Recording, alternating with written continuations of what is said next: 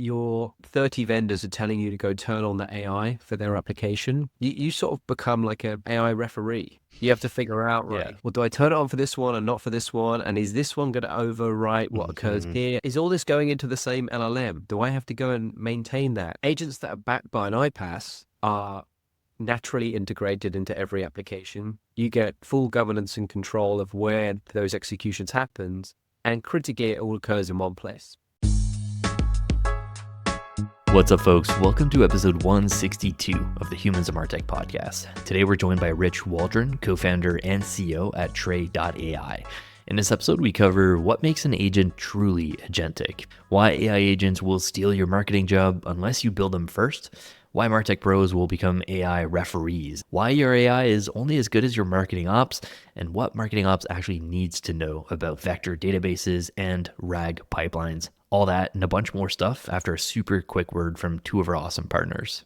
This episode is brought to you by our friends at Census. You probably have, over 15 tools in your marketing tech stack, but how many of them have the full picture of your customer's journey? Census is the universal data layer in your stack. It unifies and cleans data from all your sources and makes it available for any app to use. Census makes it super easy to unify and standardize customer data, then enrich and enhance it, like running deduplication, cleaning, scoring, and routing workflows, and then sync and activate that data across all of your tools so you can actually do something with it. For marketers and data teams that work together to power big campaigns, it's so refreshing to work from a reliable source of truth. Don't just take my word for it though. Census is loved by awesome companies like HubSpot, Perplexity, Canva, Clay, Notion, and many more. Check them out at getcensus.com and tell them we sent you.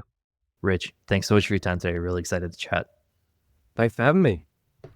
So it's not every day I get to speak with a founder of an iPaaS, and you guys are definitely kind of crossing paths with AI. And everyone talks about AI agents, and I'm excited to go deep on here with you. But maybe we could start with like a bit of a history on iPaaS. You're obviously like a pioneer in this space.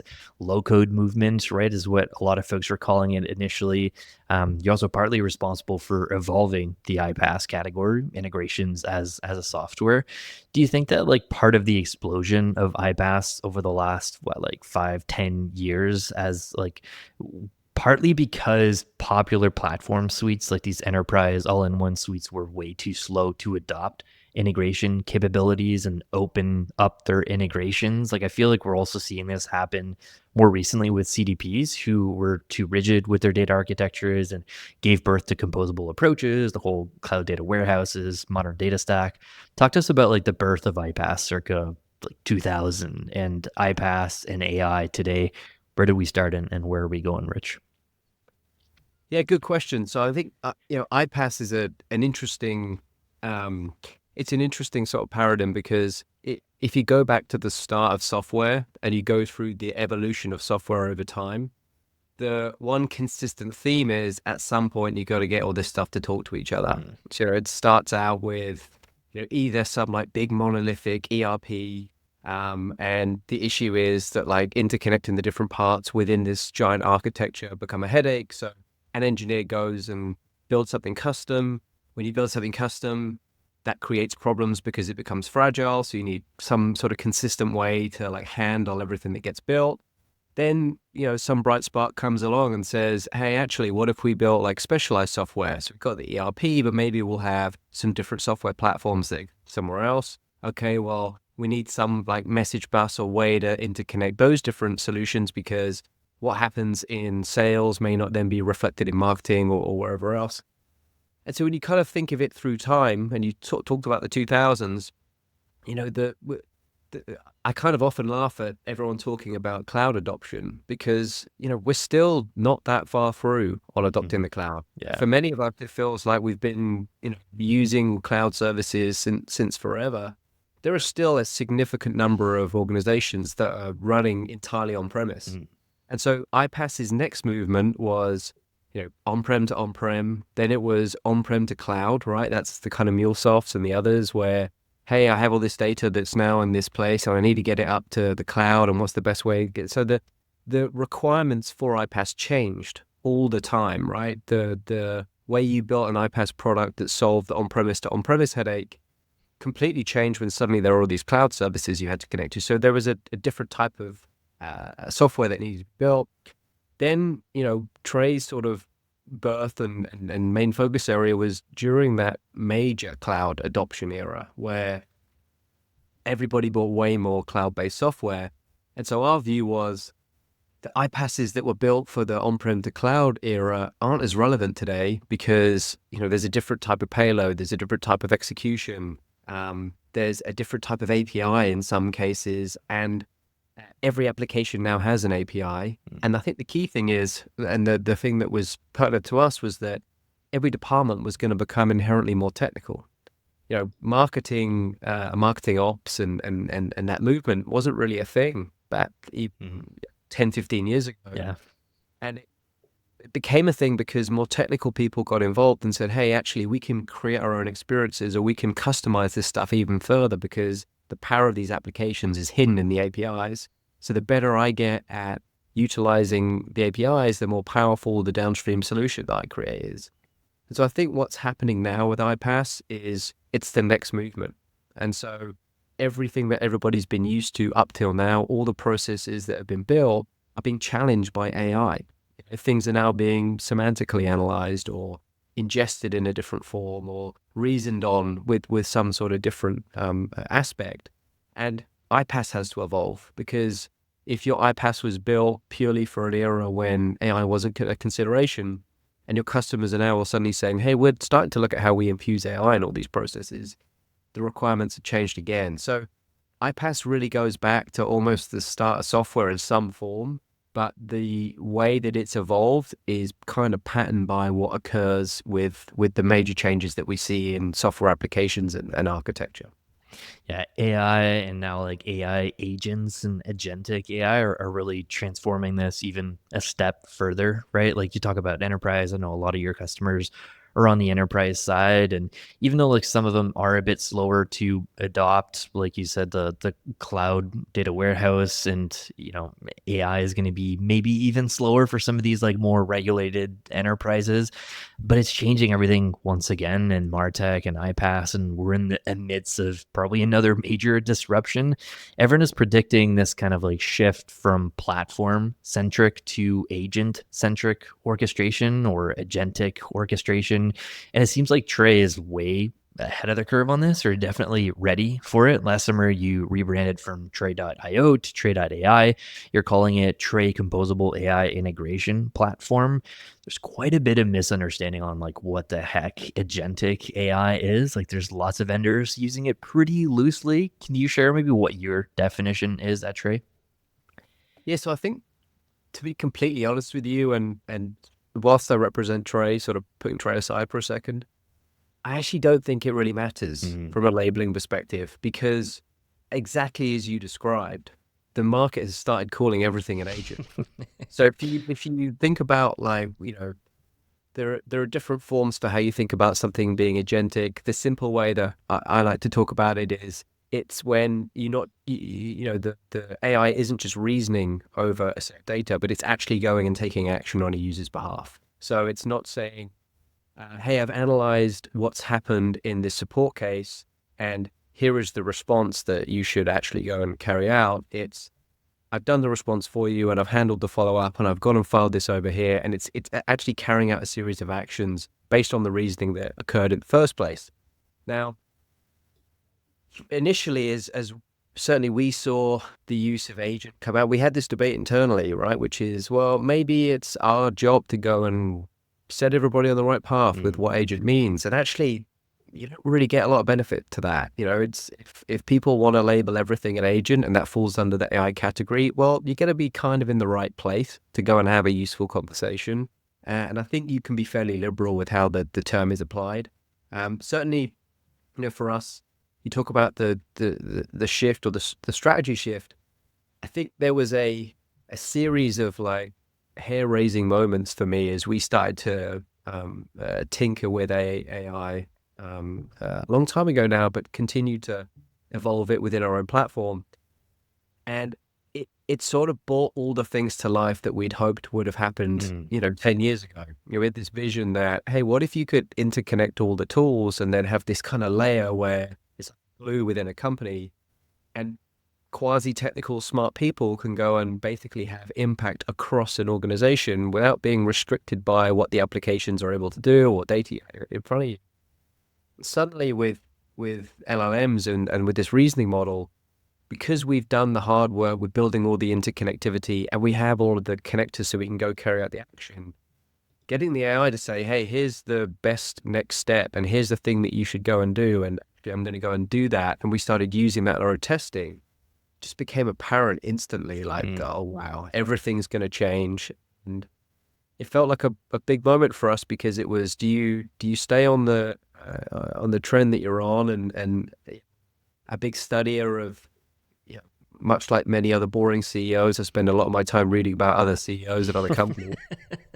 And there's a repeated trend, which is companies that kind of get to a good place within their category.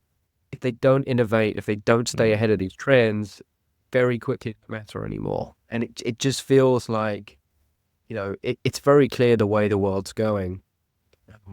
Getting out and speaking to people in the market, the thing I've been shocked by is actually 100, 150-year-old businesses that have, AI workloads in production today. And in some of them, they've actually kind of skipped the whole step of going to the cloud. They basically dumped everything in a CDP, started to run some like AI analysis on it and then react to the result. And so it shows you that comfort level or the way that this market is moving isn't going to slow down. So we're excited to be at the forefront of it, certainly from an iPaaS perspective.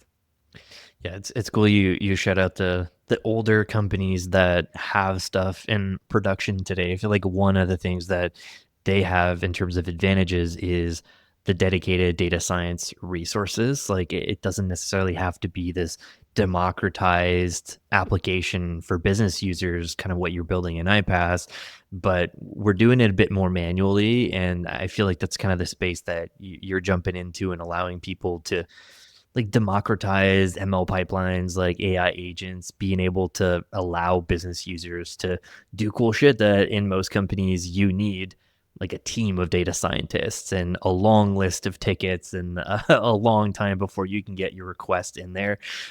So it's cool to hear you say, like, when we were tinkering around with this and like several years ago, we got these like hair raising moments and we're like, shit, like this is an area where we need to like double down on this. We need to innovate here. So I'm curious to ask you, like, what does that look like in Tray? Like, walk us through like the practical examples of this. Like when I chatted with Steven on your team, we talked a lot about workflows within Tray that connect to an LLM. Like, we're able to use predefined rules and paths, like connecting out of office responses with ChatGPT to update records in your CRM. That was one of the cool use cases that Steven talked about. The user is still kind of controlling how the task is accomplished, though. Like you're instructing the LLM like what to do at the end of the day. When does the concept of agents come in and what does that look like in Tray? Like, is it when we have the LLM dynamically directing their own processes, like the LLM is controlling how the task is accomplished? Do we need to have like the reflection piece in there, the planning? Is it multi-agent? Like what does that look like? Yeah, sure. So I guess the simple way to break it down is for those that maybe aren't as clued up on iPaaS, the simplest way I could describe the vision that we had starting the company was, how do you give quasi-technical people the capability of an engineer, right? So all of the things that come with standing up an application, right? The deployment process, the testing framework, the load balancing, everything that comes with getting something live is seamlessly handled by Tray. And what you do as the owner of the problem is you visually construct a solution. So if you've got, data or action occurring in multiple different systems, so maybe it's like a lead lifecycle process and you've got multiple different inputs, sources, you've got to clean that data up somewhere, you're pulling data from another database, you want to go and make sure that gets updated in Salesforce or carried out downstream. We effectively have a architecture and a series of different connectors for something like 600 or 700 services. Plus, it's extremely easy to connect to any service we don't do natively. But that's coupled with a whole bunch of logic. So you can do things like looping, branching, Booleans and all of the things that these capabilities that you have as somebody that builds an application. And so what effectively our users are doing, whether they know it or not, is they're visually creating apps. They're saying, hey, here's a process where I have all these different capabilities available in all these applications, and all this pertinent critical data is in these places. So I'm going to build a way that's going to be automated or carry out some function for me. And so from an AI perspective, there are three main ways that we interact, and we call it the Merlin intelligence layer. So the first one is using AI to help you construct, configure, debug. Basically, it's all about the creation piece, right? So that's using natural language to create a workflow. That's looking at the log output of what's occurred in that workflow and suggesting ways that you could either improve it or fix issues with it. Right? That's more of like a co-pilot for the build side of life. The second one is something that we call the AI palette. And we've built a whole host of native connectivity and native connectors so that you can go and infuse AI into your existing processes. So that looks like if you are running a finance workflow, call it quote to cash, which is a very common one. We have a IDP connector, which means that you can effectively visually extract or semantically extract data from a document, run prompts against it, and then take that data and push it into a downstream system. So if you're processing invoices, suddenly now actually you can use the IDP connector in that workflow. It'll grab the PDF. It'll allow you to write prompts to pull out all the different various elements of the data that you wish, and then it will go and push that downstream. You can do the same things with like semantic analysis. You can push data into our native vector database or one of the ones that we support out the gate. So it's kind of like an instant way for you to go and implement an AI solution into a pre-existing or a new workflow. And then the final piece of the puzzle is the Merlin Agent Builder. And this part is particularly neat because what this allows you to do is, if you think of a workflow itself, which could carry out a function, maybe it's add data to a ticket, maybe it's go look up a bunch of Salesforce records. It can be as simple or as complex as you like. The analogy that I use there is, if you think of those workflows as kind of like skills, from if you've got an Alexa device at home and you buy a robot Hoover or vacuum, and you go and give Alexa the skill to go and do that thing, and you say, hey, Alexa, go and start cleaning my kitchen or whatever it is. The workflows are skills that you're enabling the agent to have. So an example is we have a ITSM agent, and it has a whole bunch of skills. It can do stuff like go and look up a user's provisioning access in Okta. It can go and access data from a knowledge base that pre-exists within the company. It can kick off a password reset and validate it with a video. It can carry out a whole series of actions. And so what the agent does is, when the prompt is received, which is maybe a question in an IT support channel, the agent says, okay, I've received this prompt. Now, based on the tools that I have or the skills that I have available to me, which one of these is the best one to solve that problem? And maybe it's a combination of some of them, but I'm actually going to go and carry the action. So you might say, hey, I'm trying to install, I can't get access to DocuSign, and you paste an image. So it will pull out the image, it will read the prompt, and it'll say, right, what do I have access to? Oh, this seems like it's an application request. I'm going to go and look up, because I've got access to it, Okta provisioning. Does this user, are they in the right pool for them to have access? Oh, the policy is stored somewhere else, so I need to go and check another. And it's doing all this in milliseconds. But what it's doing is, at the front end, it's responding to you and it's carrying out a task, and it can actually basically autonomously carry out this whole process end to end. And so you're able to put in guardrails as the creator of the agent, things like make sure that it's a validated Slack ID and they don't have admin permissions, and you can stop prompt injections and things like that. But it means that you can actually stand something up that is effectively able to reason and carry out a task end to end. And the beauty of Tray is that because we're connected into so many services, you can go and act across an entire organization. It's not like a vertically specific solution. Where folks like Stephen have got really excited is, they've got agents handling, setting up and maintaining new Salesforce campaigns, or transacting stuff into SQL queries and carrying out tasks for them end to end. And they're responding to this thing back and forth. And it has a whole set of capabilities. It's a bit like having a junior Salesforce admin, right? hey, I want to go do this stuff. Can you go set it up? And it's figuring it out and going and doing it for you. And I think these agents are just, they're fascinating because they really change how we're going to operate and act. And we're already seeing it with many organizations that have pushed these things live. They're scaling services and solutions without needing people to do the tasks that they historically did. You can put them onto things that are more impactful or where their skills really lie.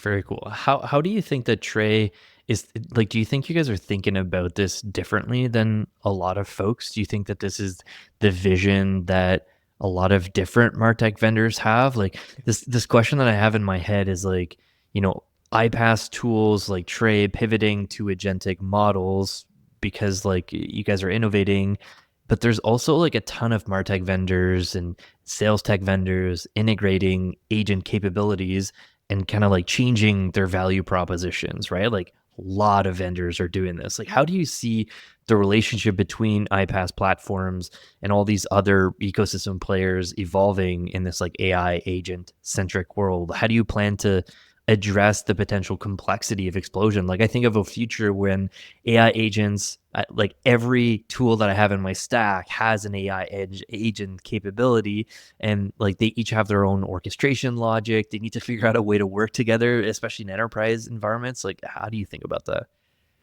Yeah, I think this view may be unpopular, but I think there's a bit of a reckoning occurring within software itself because you have to provide critical data or a critical service within a domain, right? So if you think about the main departments within an organization, marketing, finance, sales, etc., there's fairly dominant players within each one, and they kind of own a specific set of data record or a specific set of action that they can take within that, right? So maybe it's a Salesforce and CRM, maybe it's a Workday and HR, maybe it's a NetSuite in finance.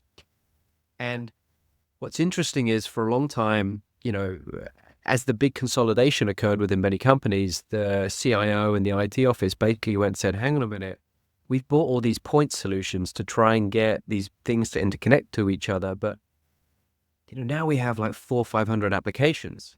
So how do we govern all this stuff? How do we manage all of it?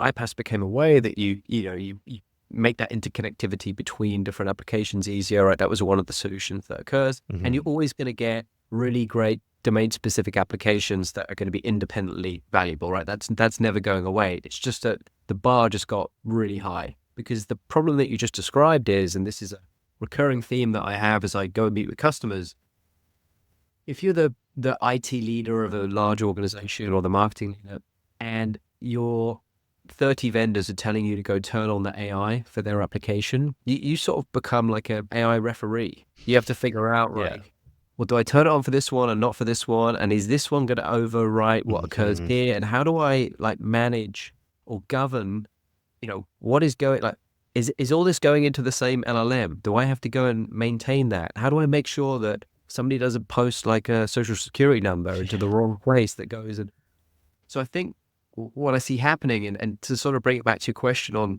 iPaaS and maybe the perspective that we have. So I think agents, building an agent capability, you can see it across three main vectors.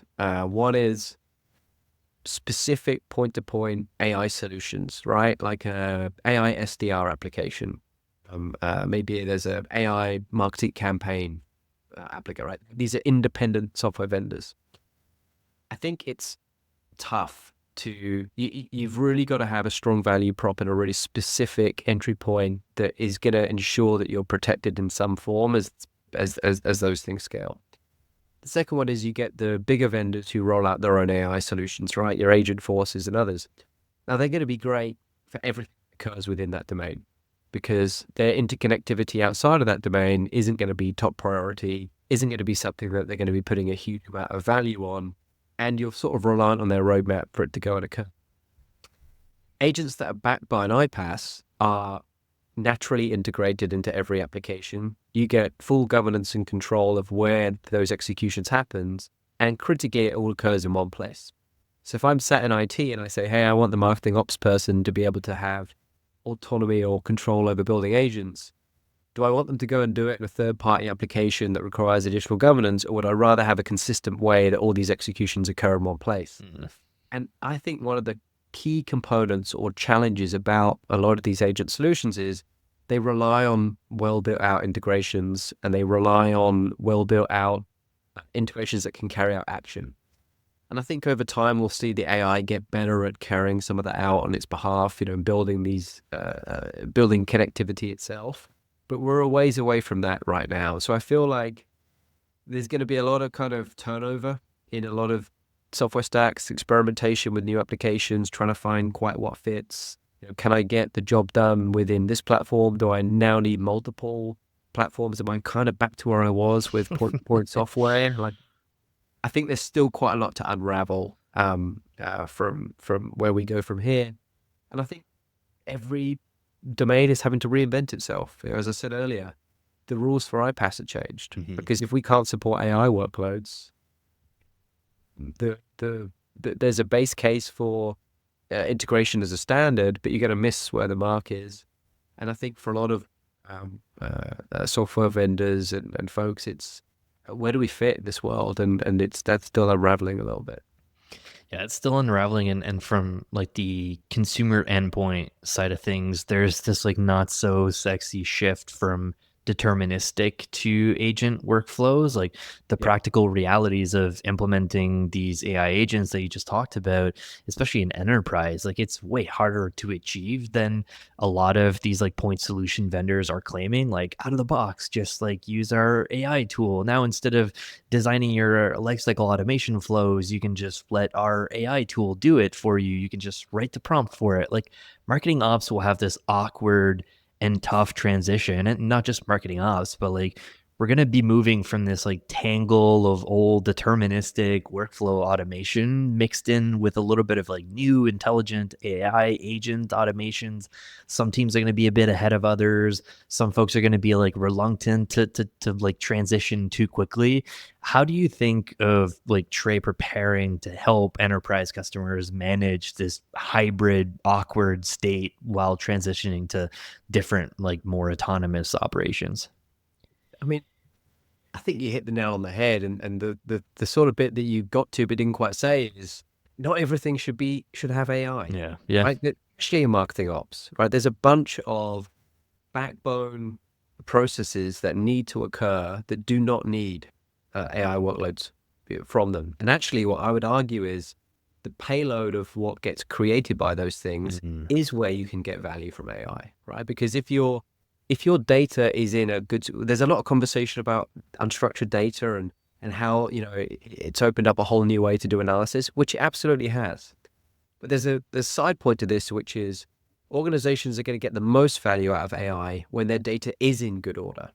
Because if you've got really well built out MOPS processes and actually everything's flowing as it should be, then applying AI to that or using it as a reaction within a deal or a indication of something changing within your sales cycle, or to semantically analyze the performance of what's occurring in your marketing funnel, you're so much better set and so much better suited to go and do that. If you don't have that, you're sort of using AI on what is already maybe inconsistent and poor data, and that just does not set you up as it needs to be. I think organizations still need to invest in rigid, well built out MOPS processes. I think MOPS teams, the ones that I see that are most successful, are pretty technical by nature. They look beyond the UI of an application and they figure out like what is the core set of data or the core records that have got to be met across the various intersections of departments that I work with. Maybe it's finance and sales and whatever else is in between, to be able to deliver the detail that we have, because we all know that a well-built-out MOPS process has a very measurable ROI, right? It means that leads flow at the right pace, which means that reps are on them at the right speed, which means there's a whole bunch of things that occur downstream. And I still think there's an implementation effort that has to go on here, and there's a lot of scrambling around vendors to figure out exactly how we kind of get that in place. But ultimately, a well thought out MOPS strategy is going to be, you're going to get the enhancement and the value out of AI after. And I think this idea that we should just turn AI on for everything and AI is going to solve all our problems is going to create a huge mess for many companies. Yeah, such a good point. We don't have to over engineer things, just like we don't need to over layer agents inside of workflows that don't need to interact with an LLM or have any type of Exactly. autonomous process. You mentioned UI there a little bit, and it made me think of a question I wanted to ask you about browser-based automation. Like it's an interesting category of tools. It's been picking up steam on LinkedIn. I don't know if that's just for me.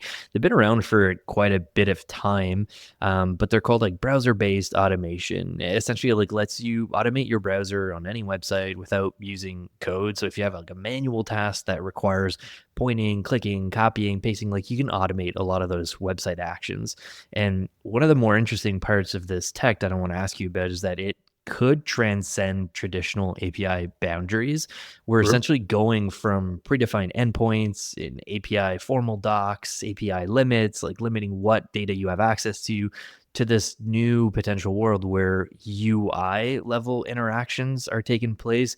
We're automating human behavior actions, and we actually don't require APIs, two tools to talk to each other all the time. How do you think about this? Like, does this impact your platform strategy when your integrating points become increasingly fluid and maybe like a bit more user defined? What do you think about that? Yeah, I think there's a few different ways to look at this. So the browser-based piece, it ranges from, uh, you know, sniping on eBay through to the promise of enterprise RPA, right? Which is if you've got some archaic system that has no API connectivity, then being able to replicate it with like an automation via a UI, right? Not just a browser. Um, for sure adds value, and there's definitely times and places for that. I think if I was going to really kind of dig deep on this and think a bit to the future, why do UIs exist? Well, UIs exist because most people aren't engineers, and so if you build a Mm, piece of software, if you build a CRM, and if you think the permanent value of that CRM is the way that it stores data, the structure of it, the actions that you're able to take, right? These are all this is all the engineering that goes on behind the hood, the way that it handles the computation, everything that occurs. The last mile is, well, we have to build a way that a salesperson or somebody can configure it, and maybe different personas can configure it. And so in some ways, a UI is a hindrance to the full value of what an application provides. And sort of skipping that step and using like a browser to go out, like you're still not getting to the guts of the thing that's most inherently valuable because that's already been diluted by having a UI in the first place. So I actually think of this slightly differently, which is what AI does is it provides a way for you to get the full value of a software stack or a piece of software or an application, right? And it allows you to change the way that you experience that or interact with it. So for example, let's say the best HR solution on the market is a fairly archaic piece of technology, but it's the most powerful, it's the most standardized and used, it has the most breadth of connectivity and data structure and everything that you need, but interfacing it with is really painful. And for many companies, they need the technology for compliance reasons, for many other good reasons, right? It gives them a power that is required. But as an employee, the experience sucks. Well, what if you can actually do all that interaction using an agent or using natural language or using the place where you actually carry out most of your tasks? Maybe it's Slack or Teams, because all of the functions that you need from that platform in a specific role, you go ask you write a prompt for it. Hey, I want to book time off. Hey, could you update my social security number? Hey, could you go and do these things? Well, because of APIs and because AI has this like connectivity to go out and do all these things, it creates a whole new way for you to go and experience the full breadth of software. So the analogy that I use here is it's kind of the brain and the body, or I'm old enough to remember the Turtles where Krang would kind of walk around as a brain, this giant, body. And it's a bit of a crude analogy, but it kind of works, which is the LLM or the AI in this case is incredibly smart at reasoning, at ingesting all this data, at figuring out what to go and do. But without a body, it can't go and do anything. mm, And what the API gives it is the ability to go and carry out these actions. It's the ability to go and get to the depths of these different solutions. It can go beyond and transcend the UI and actually change where that interaction occurs.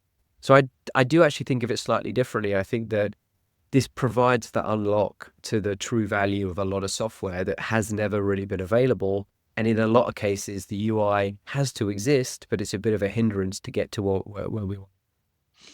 Love your perspective on that, Rich. It definitely, you can tell that like from your chats with customers and like how the product has evolved, that Tray is this like vertical product, right? Like I worked for a company earlier in my career, Clipfolio BI dashboard solution, that similarly was vertical. And we had a tough time figuring out in the early days, like what is our ICP? Who are we trying to go after? What is like the main use case that we're trying to crack here?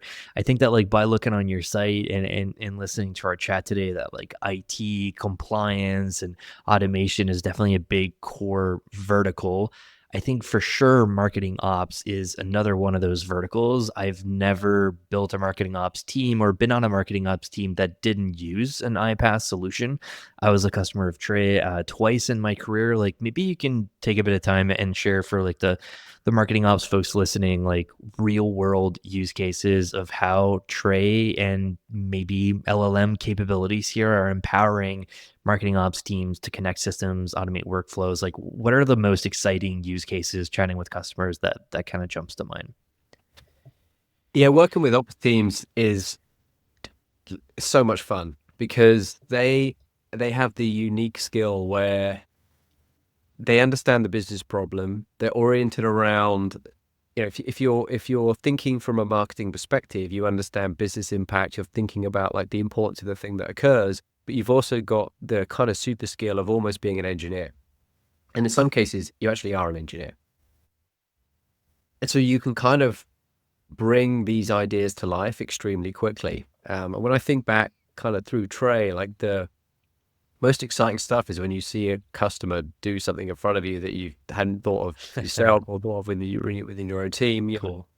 Early on, I'm going back maybe 6 or 7 years ago now, but one of the things that was amazing was the company built a single workflow that basically took a new visitor to their site, found the IP address, enriched it with a tool like Clearbit or something like that. So if you think about like the workflow itself and all the execution level, says someone's visited a page, it's done the enrichment, it's found out the organization that they work at, it's gone and checked to see is that organization recognized in HubSpot. It looks at what page they were on to figure out what the thing that they were trying to find at was. It checks to see if they're already in a campaign for that specific solution. And it basically just continued down this tree of doing all these things all the way through. And, these sort of nonchalantly hear them talk about the volume that then goes through that thing and the insight that then gave them. And you could kind of get to a point where they could see, hey, actually, there are entire billion-dollar ABM platforms that are built out that do those touch points. But this is someone that stood it up in a few hours and within that was able to say, hey, like, Ford Motor Company have clicked on this page like 6 times on this specific thing, and it looks like it's these people. And now this is a signal that I can go and pass like downstream to the organization. And it's that constant experimentation that is a joy to behold. I think on the AI side, there's a whole stream of stuff coming in. People that have built kind of content creation engines that are ingesting like voice and semantics from everything else that they're posting, looking at particular trends, auto-generating ideas that then get sent to another department, and then almost carrying out like a whole approval system to create a new sort of start point or even a fairly polished piece of content that can then go and be pushed out live. I think within our own team, some of the cool stuff I've seen, product analysis. So, us being able to look at what occurred on every product feedback call that we had in the last 12 months. What were the main themes? And then patterning that against what's actually in our roadmap. Are we focused on like delivering the right things? All of this is made available because Once you've got the knowledge ingested, you can do the reasoning in no time, and you can just basically go and start mixing and matching it across all of these different places.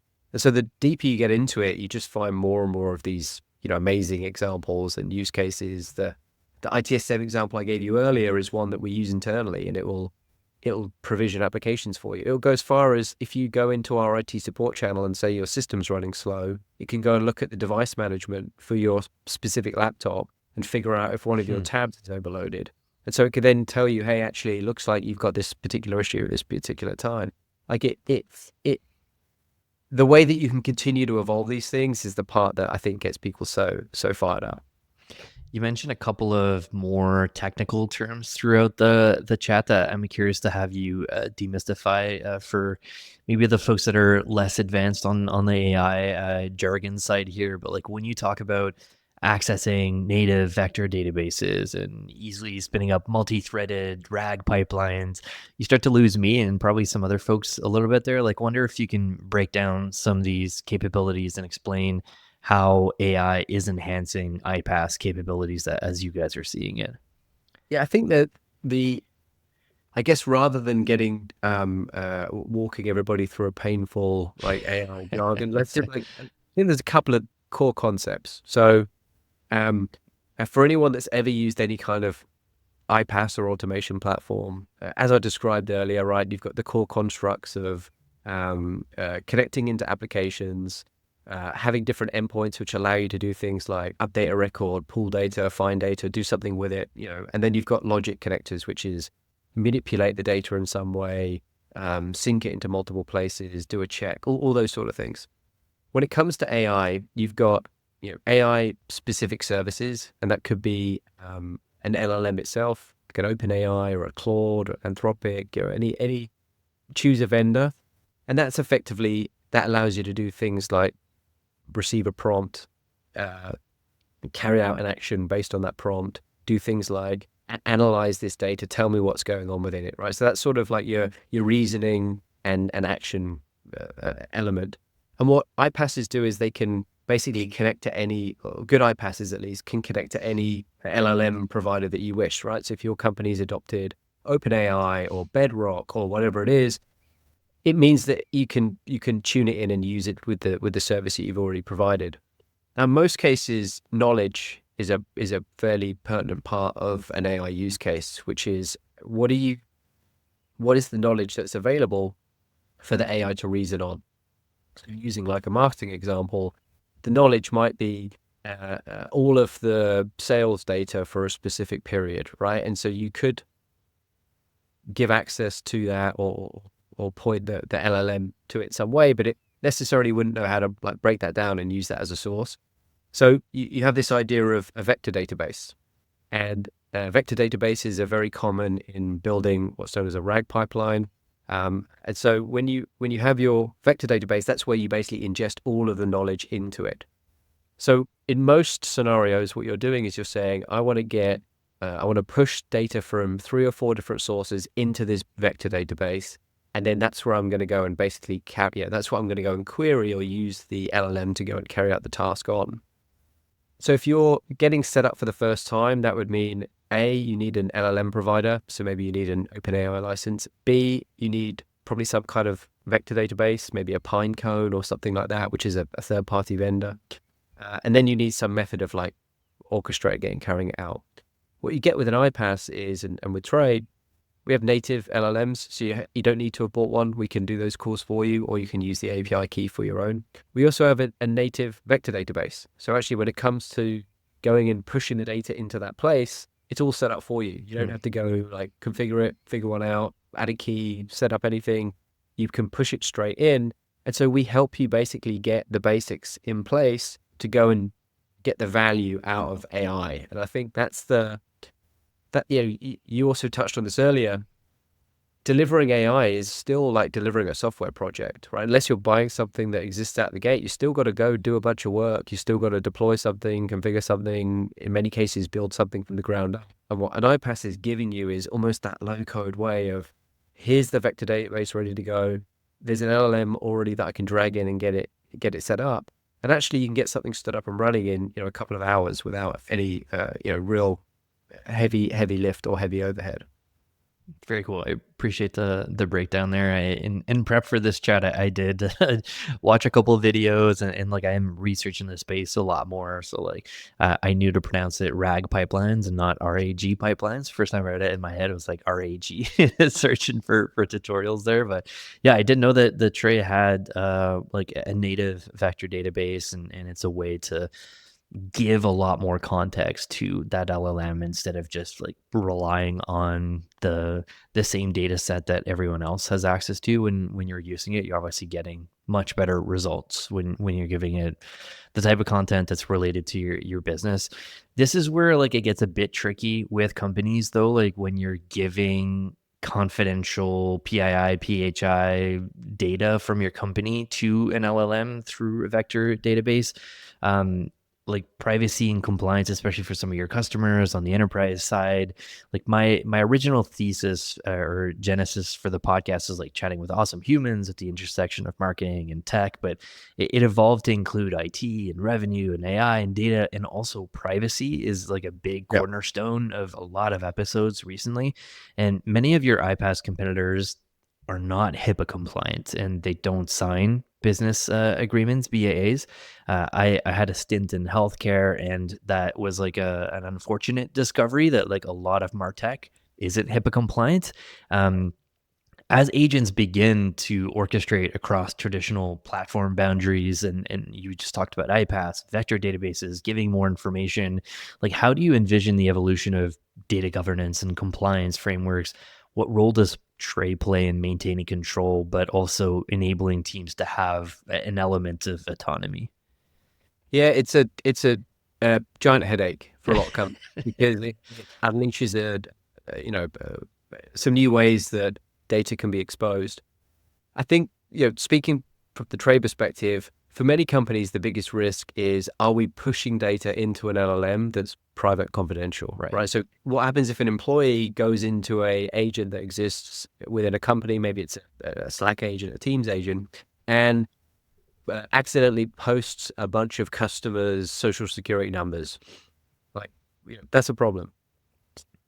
The way that we've attacked this is there's a few things. One, making it so that companies can bring their own model. So firstly, most companies have adopted a model, their own private instance, right? So the first layer of control is that we're not sending this out to a bunch of public models. That means it's available in the public domain, like it's a private instance of our LLM. So that's kind of the first port call. Second one is we have a connector, and this is going back to earlier when I talked about that kind of connector and native approach that we call Merlin Guardian.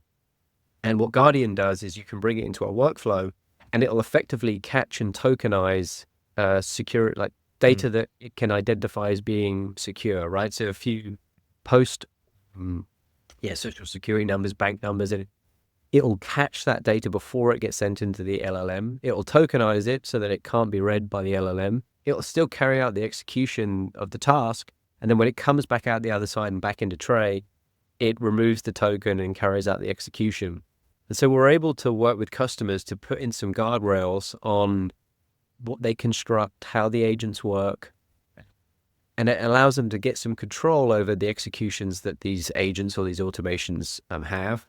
And that last piece is guardrails. So we can work with a customer to help them set up specific guardrails over what can go in, I'm not going to get into the realms of prompt injection, but there are many things that you can do to help sort of restrict what the agent has capability to do or where that data goes to. And we spend a lot of time making sure that that's as fine-tuned as possible and the organization stays in control. And that, from our first 10 customers, we were SOC 2, Type 2 compliant, HIPAA compliant. We recognized that the strength for us in our position was that if we're going to go and sell into big organizations, and we sell to healthcare companies and financial institutions as an example, it has to come from a core of security. Yeah. We have to be, if we're not, we're at risk of being removed as a vendor. And I see this all the time because marketing ops does get into this territory. There is important data that gets held within marketing ops departments, and their tools can get taken away if they don't meet the security thresholds or guidelines that are required. And I think checking that up front sort of seeing around the corner of, well, we may be this big today, but we're going to be this big in 12 months time, and maybe we're going to start selling to a type of company that has specific controls over its data. I think it's going to be more and more critical, especially when it comes to what I talked about earlier, turning AI on everywhere. You just create more risk for the wrong data to go to the wrong place. That's such a great point. Love that you guys thought of doing that from the outset, because there's a lot of tools that I used in the startup world when I went to healthcare or at bigger companies. I was just like, yeah, no, IT's not going to sign off on this. Or we ended up like buying it and we were using it for a bit, and then legal came knocking and they were just like, hey, did you sign a BA with that tool? Like, is this tool HIPAA? Like, we don't need to be HIPAA yet, but we're going to get audited in a year from now, and we don't want to like be stuck with a tool that isn't HIPAA compliant. And so, yeah, it was a whole new introduction to a part of Martech that a lot of folks that, focus on just like SaaS, SMBs and startups, like don't really need to think about that as much. But, privacy isn't just an enterprise thing, and users are using tools that are SMBs or enterprise. And I love that you guys we baked that into the product from day one. I mean, I'd like to say that we were, it sounds more thoughtful than it was, because part of words, if you've ever sold software to a large company, the process that you go through is laborious. And basically we're like, well, what helps us fill out these questionnaires faster? Well, if we meet all these controls and we get this certification, actually that speeds up the cycle. It ended up becoming, whilst obviously security is critical and a core part of what we do, it also became a way for us to speed up our execution because we hit those bars. So it served the dual purpose in many ways. Very cool. I got two last questions for you, Rich. You've got a variety of folks listening to this episode right now. Majority of folks work in some aspect of, data, MarTech, operations. What advice do you have for these folks when you're looking ahead of like the future of iPaaS and AI? A lot of folks are just overwhelmed and feeling a bit of FOMO. Like, am I using enough AI? Am I not using enough AI? What should I be using it for? Like all these questions. Like what's your advice for these folks to future-proof their career for the next like 5-10 years as you're kind of looking ahead? Yeah, I think there's a good balance to be struck here. I kind of go back to what I was saying earlier. To get the true value out of many of these things, coming from a great foundation and a good backbone and a well implemented, from a MOPS process, set of MOPS guardrails, or a really well instituted lead lifecycle motion that you have a fair amount of fine control over, is going to be the kind of thing that allows you to get the biggest benefit out of AI. So I think there's being good at the basics and being able to demonstrate that, hey, look, you're technically savvy, you understand how these different tools interconnect. You can be pretty tool agnostic. I think that's the other thing, like thinking about process first and then applying tools after. Is something that I think is really important for a lot of different organizations and what they look at when hiring. And then on the AI side, just run wild with curiosity. I think it's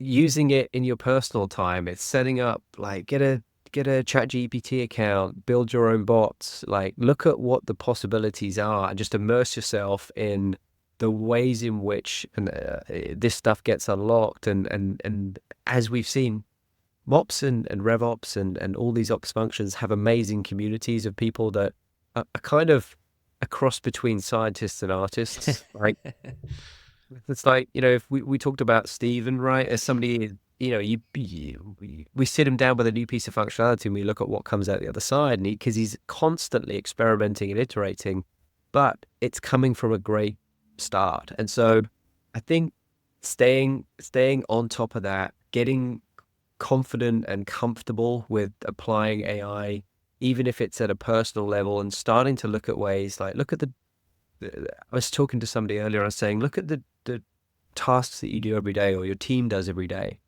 Look at the areas where there's any sort of repetition or additional analysis. It's as simple as, if every day your reps are finishing a call, writing call notes, writing a follow-up email, going updating, if that's occurring at a regular basis. So Tray, for example, when the call ends, automation jumps in, summarizes the call, summarizes the action points for both sides, writes the follow-up email, and sends the notes over to Salesforce. There's a human step in that for approval and configuration, but that simple change, you think about rolling that out across a large sales org, the consistency that provides to the data that sits in Salesforce or whatever CRM you're using, the speed that you've given the rep to go follow up on the next initiative, and actually you start to get better consistency with the follow-up emails, and then you have something to go and do the analysis on.